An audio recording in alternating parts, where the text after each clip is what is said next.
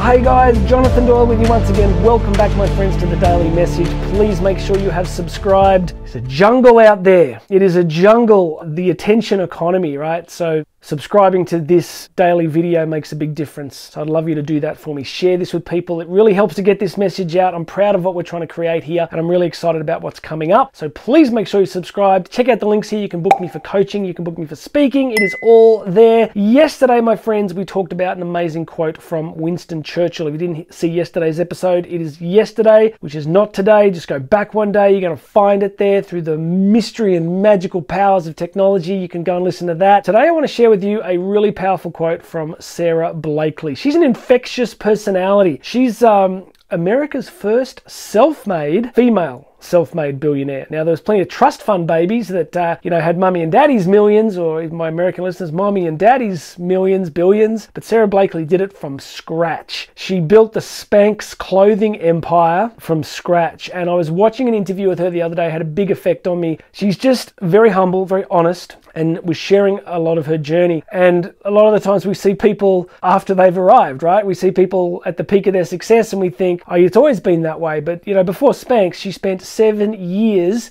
selling fax machines. Go look it up. Go look up what a fax machine is, right? I don't know if you've seen The Pursuit of Happiness with Will Smith, but it's kind of like those machines he was selling. And she was good at it, right? She had a natural ability for sales, which is a huge thing in business, right? That natural ability for us to make a sale. But there's a line in this interview where she was struggling in that career and she felt that there was so much more to have, achieve, contribute. And she says these words. She says, I realized I was in the wrong movie. I realized I was in the wrong movie. Now, as always, check under here for the podcast version of this because I do go a lot deeper in the podcast version. But for now, I just want to share with you how much that struck me because it really ties into a lot of the the three pillar process that someone like Tony Robbins teaches: state, story, and strategy. It picks up the second part, story. The power of our internal narrative, the power of the story that we believe we're in. I'll give you a really simple example. If your narrative, if the way that you describe your life to yourself, if your narrative is something like, nothing good ever happens to me, I came from this, if it's a victim blame story, now you're not doing this on purpose, of course, but life just plays out that way and our cognition is what it is. And some of us go deep down that path, and I've been guilty of this at times, where your story becomes a really negative story and then a whole bunch of stuff plays out from that.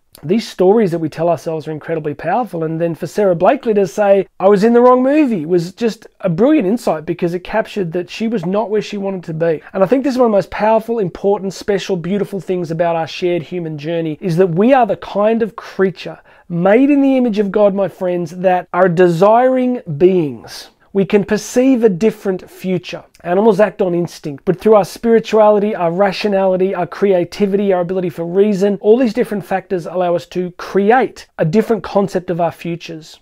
And then we can act and move in congruence with that different future-based narrative, right? So for her to say I was in the wrong movie just shows you the power of that insight. For her to go, this is not what I signed up for. So I want to ask you right now, where you are in your life right at this moment, is it where you want to be? Are you in the movie that you want to be in? Is your movie a daring action adventure? Is it a romance? Is it a tragedy?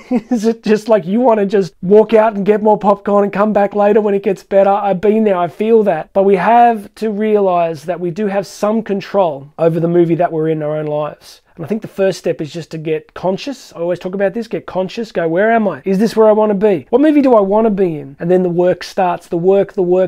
This is one of the missing ingredients for me over the years that I began to think I thought it was about talent. I thought if you just had some talent, you're a good communicator, everything just worked. And then through a whole bunch of experiences, I learned about the work. So let's get conscious. What movie do you want to be in?